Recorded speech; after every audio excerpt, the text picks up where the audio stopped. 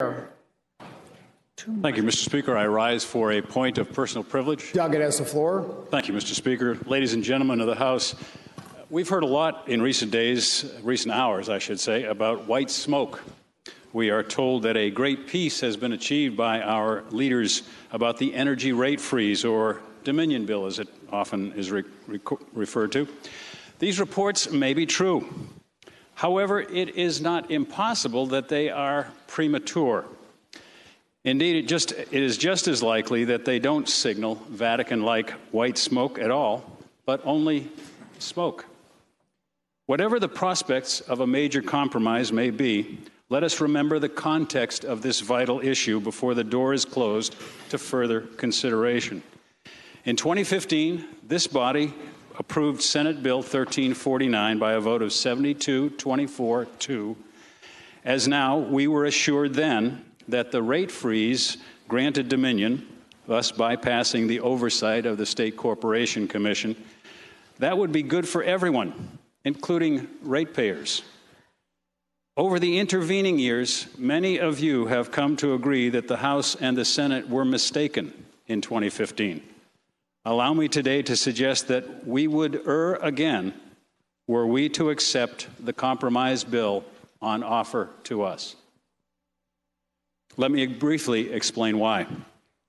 The State Corporation Commission has reviewed the original bills and the substitute, and the Commissioner's verdict is, and I'll be doing a fair amount of quoting here, and this is one: the provision in current law that allows utilities to keep more than, I think there's a misprint here, 30% of their excess earnings is continued. 30% is the correct one. I've got a misprint here. The legislation allows utilities, and again, I'm back with the SEC language, the legislation allows the utilities to keep future excess earnings, i.e. customer overpayments, and rather than return them to customers, use them for capital projects which are chosen by the utility. In addition, the utilities can charge customers for these same projects in base rates. End of quote. Later, the SEC notes, and again, I go to their language, Dominion's large general service customers can receive a 2% reduction in base generation charges if they forego the opportunity to purchase generation competitively, end quote. And the reference is to large industrial clients. The SEC's analysis is confirmed for us in everyday language by our own Deputy Attorney General. And again, I cite his words. He says, we believe portions of the bill will effectively continue and extend the rate freeze. Effectively, we believe customers will be paying twice for these investments, end quote. You know, for a lot of years here in the House, in a usage which seems to have lapsed recently, we used to pledge to protect the little guy. We even had a hand signal to indicate that, the little guy. Today, with regard to this utility oversight regulation, I invite us to ask ourselves, who is the little guy? The forgotten man or woman in this conversation?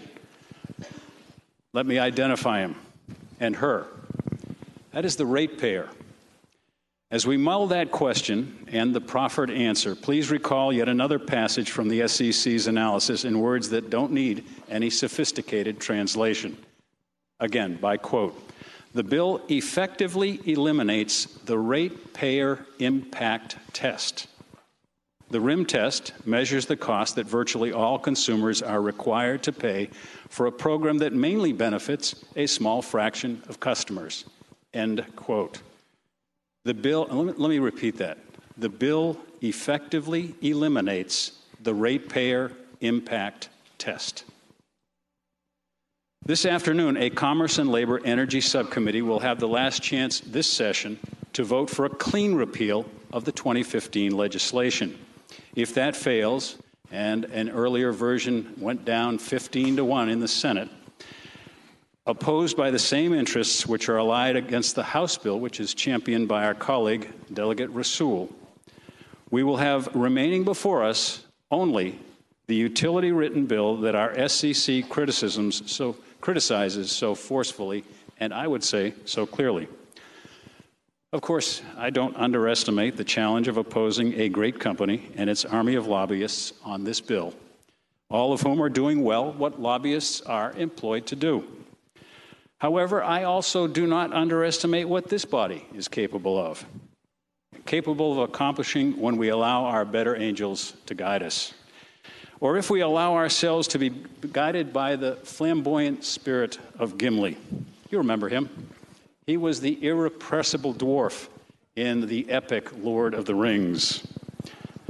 Let him have the last word from a council before entering into the dark places of Mordor. What did he say entering that? Certainty of death.